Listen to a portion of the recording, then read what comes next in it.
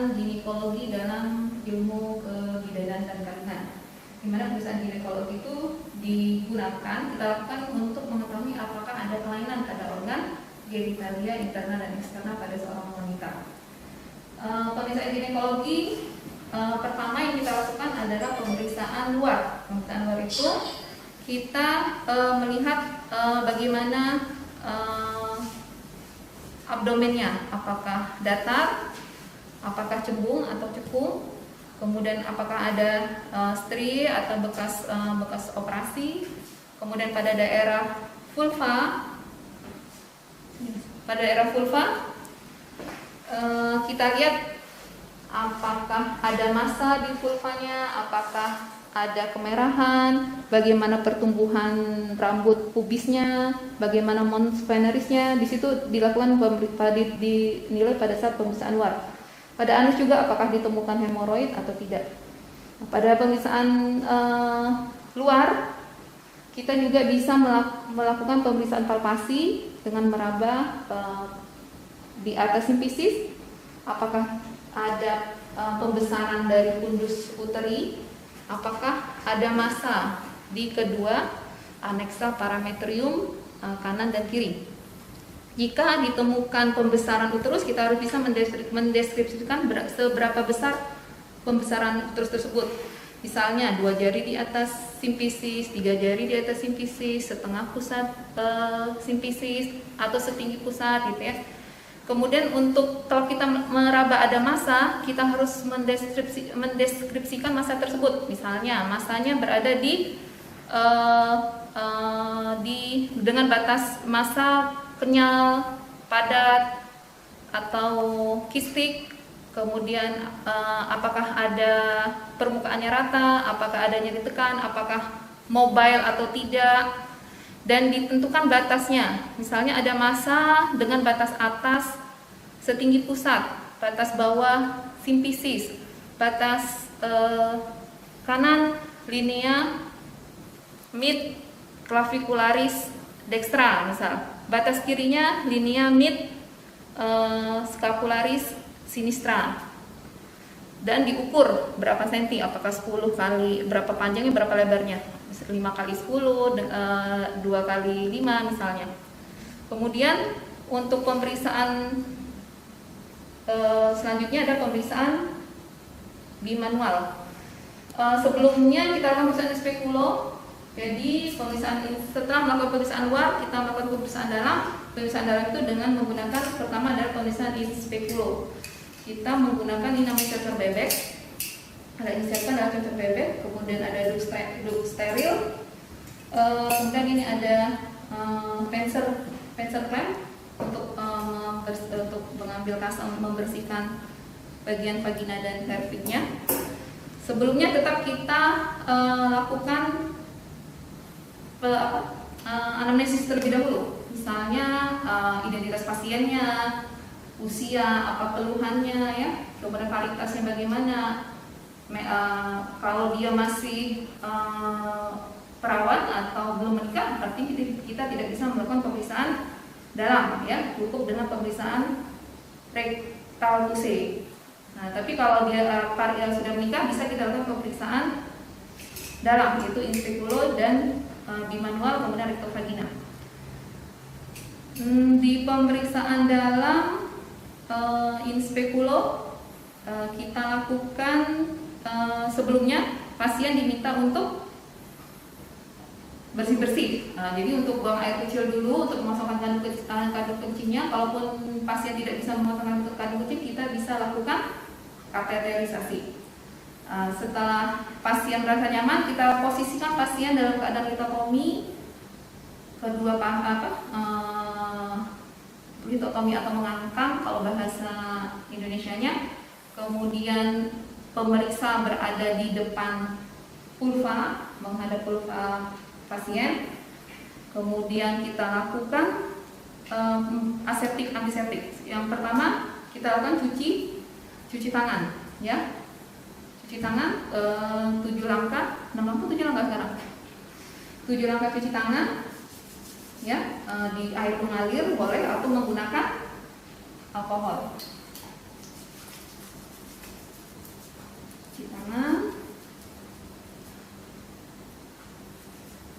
Kemudian kita menggunakan handscoon, sarung tangan.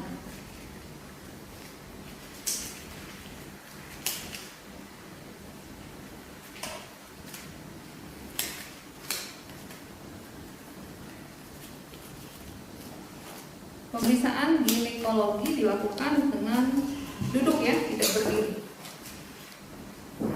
Dipasang lampu, hidupkan lampunya. Di sini kita lihat, terlebih dahulu lihat bagaimana keadaan vulvanya.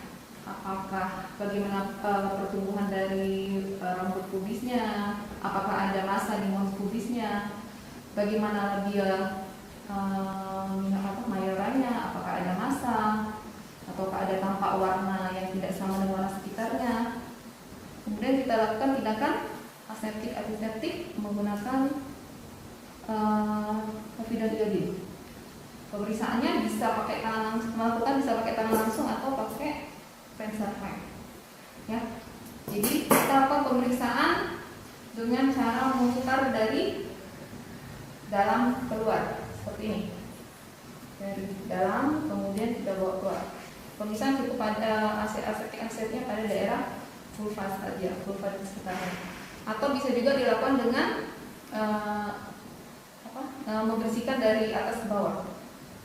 Di tengah, kemudian samping, kemudian ini dibuang di tempat sampah medis. Setelah itu kita lakukan pemasangan duk bolong.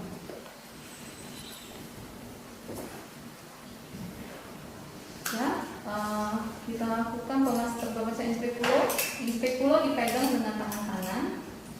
Ini namanya contoh bebek. Ini ada bilah ya, bagian atas, bagian bawah, kemudian ini ada kuncinya. Jadi kita lepaskan dulu kuncinya, kita pastikan dia bisa bergerak. Baru kemudian kita lakukan insersi atau pemasangan inspekulo. Bisa satu jari, telunjuk tangan kiri membuka vulva. Ini membuka vulva. Atau bisa juga dengan menggunakan dua jari telunjuk dan jempol, bisa dari atas seperti ini. Intinya kita harus bisa membuka vulva atau dari bawah, ya. Yang saya sering lakukan adalah dengan memasukkan telunjuk jari kiri. Vulvanya membuka, kemudian kita masukkan inspekulo dengan cara tegak lurus, dengan cara horizontal dulu.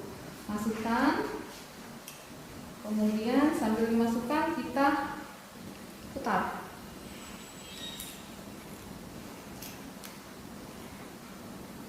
Kita putar, kemudian kita cari porsinya.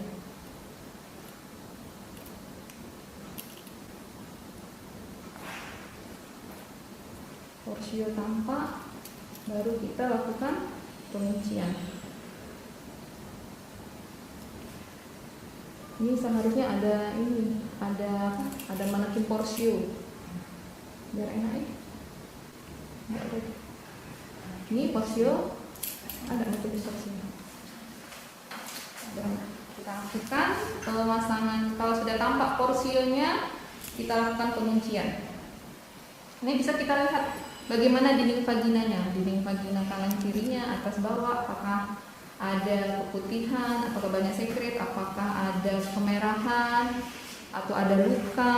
Kemudian di porsionya kita lihat apakah di porsinya ada massa, atau ada erosi, atau ada laserasi, atau ada sekret juga di situ. Kemudian lihat OUE-nya, orificium uteri externanya, apakah terbuka atau tertutup. Dan yang tadi yang awal juga adalah melihat warna dari porsio, apakah lipid ataukah tidak lipid. Lipid itu merah keunguan, jadi warna tanda-tanda adanya kehamilan, ya, lipid atau tidak lipid. Kemudian setelah itu kita lihat itu, kemudian kita lihat apakah ada penonjolan kapung Douglas, yaitu di bagian bawah uterus, ya. sudah kita bisa interpretasi, bisa kita nilai keadaan bagaimana keadaan dinding vagina, bagaimana keadaan porsio, kemudian kita keluarkan. Kita miringkan lagi, kemudian kita keluarkan.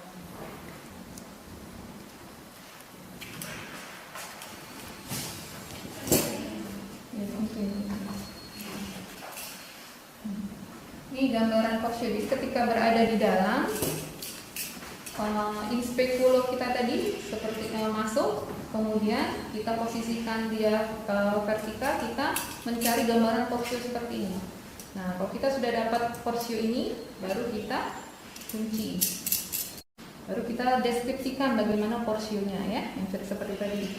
Ini adalah porsionya, bagaimana dindingnya, apakah licin atau tidak, apakah ada massa, apakah warnanya kemerahan atau keunguan, dan bagaimana orificium uternya, apakah terbuka atau tertutup, apakah ada sesuatu yang keluar dari OUE tersebut, apakah ada flor, ada fluxus yang keluar dari OUE. Dan itu adalah pemeriksaan in speculo. Kemudian kita lakukan pemeriksaan bimanual. Pemeriksaan bimanual itu bimanual, jadi menggunakan dua tangan. Jadi dua jari tangan kanan, telunjuk dan jari tengah masuk ke dalam vulva, masuk ke dalam, membuka vulva, masuk ke dalam vagina. Yang kita cari satu tangan lagi, yang tangan kirinya kita palpasi pada daerah simpisis atau daerah abdomen ya, di luar, itu namanya bimanual. Jadi dua jari tangan kanan dalam melakukan pemeriksaan vagina, pemeriksaan dalam, kemudian tangan kirinya kita meraba bagaimana porsionya, apakah konsistensinya kenyal ataukah konsistensinya lunak. Kalau pada kehamilan itu biasanya konsistensinya lunak. Kalau tidak ada kehamilan biasanya konsistensinya kenyal.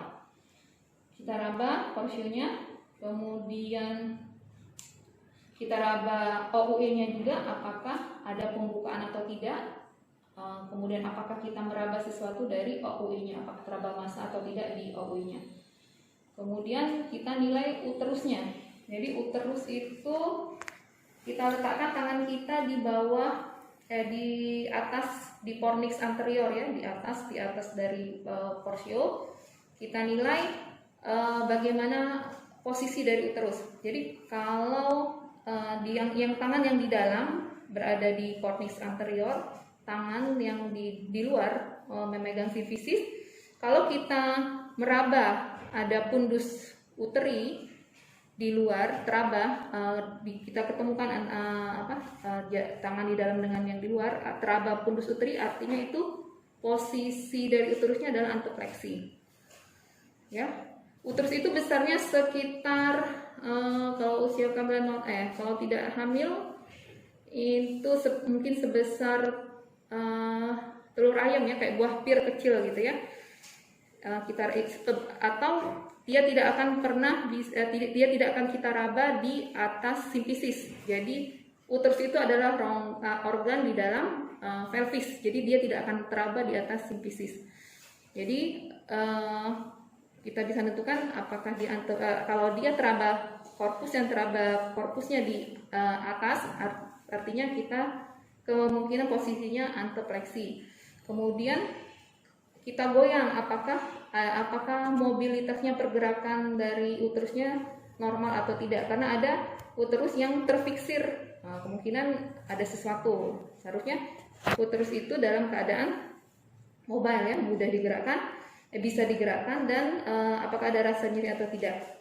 Kemudian bisa juga dari untuk pemeriksaan adnexa parametrium kanan dan kiri, kita pindahkan dua jari tangan kita ke daerah lateralnya, fornix lateralnya. Yang tangan kirinya meraba dari luar, menekan ke bawah, kemudian tangan yang dalam kita tekan ke atas. Apabila kedua tangan kita bertemu, artinya di situ adnexa parametriumnya lemas, kemungkinan tidak ada kelainan pada ovariumnya atau pada tubanya. Misalnya tidak ada pembesaran tuba, tidak ada massa di ovariumnya. Begitupun pada adnexa parametrium yang kiri, yang sebelahnya. Dipindahkan yang dua jari di dalam itu ke pornix lateral, kemudian tangan yang di atas menekan ke bawah. Kalau dia ada sesuatu, ada massa, akan teraba tegang, bukan lemas. Jadi interpretasinya apakah adnexa parametrium lemas atau tegang. Kalau lemas kemungkinan tidak terdapat kelainan, tapi kalau dia tegang, artinya tangan kita yang di dalam dan di luar tidak ketemu, itu kemungkinan ada sesuatu di adnexa parametriumnya. Bisa kista ovarium, bisa tuba yang membesar, misalnya hidrotuba atau massa pada tuba gitu ya. Kemudian dari pornix posterior juga kita bisa meraba apakah ada pembesaran kapum Douglas, apakah ada penonjolan kapum Douglas di pornix posterior. Ya, jika ada penonjolan di pornix posterior, kita harus mengetahui apakah yang menyebabkan penonjolan itu, apakah darah ataukah cairan. Biasanya kita akan melakukan fungsi di kapum 12 itu ya, atau kuldosintesis. Setelah itu selanjutnya juga kita lakukan apakah ada nyeri goyang korsio atau tidak ya, untuk menyingkirkan apakah ada misalnya kalau hamil muda dengan nyeri goyang korsio, kemungkinan ada suatu kehamilan ektopik terganggu gitu ya. Udah, lepaskan jari kita. Kemudian kita lakukan pemeriksaan rektovagina. Jadi rektovagina artinya tadi pemeriksaan dalam tadi, saat yang jari tengahnya kita pindahkan ke rektum. Nih, jadi yang jari telunjuk di dalam vagina, kemudian jari tengahnya berada masuk ke dalam rektum. Jauh rektumnya. Nih, masuk dalam rektum. Di sini kita bisa mengetahui untuk menilai tadi yang uterus yang posisinya retropleksi ya. Jadi kalau retropleksi nanti fundusnya akan teraba di bawah. Jadi posisinya menjauhi vesika urinaria, menghadap ke belakang. Itu namanya retropleksi. Itu bisa kita ketahui dari pemeriksaan rektovagina. Kemudian kita bisa juga mengetahui kalau dia ada teraba massa di rektumnya, kemungkinan suatu massa tumor. Jadi kalau kita bisa meraba full bawah tumor pada rektovagina, pada prinsip di rektalnya, kemungkinan itu adalah massa yang memang berasal dari rongga pelvis. Kemungkinan suatu massa di organ genitalia interna. Ya, sudah selesai. Kemudian pemeriksaan yang terakhir adalah pemeriksaan rektal tuse. Jadi kita memeriksa memasukkan jari satu jari di dalam anus di rektal ya. Di sini kita bisa menilai bagaimana tonus sphincter aninya, apakah masih bagus atau tidak. Jadi dia menjepit atau tidak ya. Tonus sphincter aninya bagaimana, baik atau tidak. Kemudian kita bisa meraba di ampula rektinya, apakah ada sesuatu, ada berisi sesuatu, apakah ada massa di situ, apakah ada keras gitu ya. Kemudian kita bisa melihat apakah ada darah. Setelah waktu kita selesai melakukan pemeriksaan dalam, biasanya kita akan melihat ke sarung tangan kita apakah ada darah, apakah ada sesuatu yang lain gitu ya. Kalau rektal apakah ada feses gitu. Dan setelah selesai kita melakukan pemeriksaan ginekologi, jadi pemeriksaan luar, pemeriksaan in speculo, pemeriksaan manual, pemeriksaan rektovagina, dan pemeriksaan rektal tuse. Dan kita selesai, kita bersihkan lagi kita lepaskan book stridernya, ibunya diminta untuk kembali duduk di kursi pasien. Sekian untuk pemeriksaan ginekologi.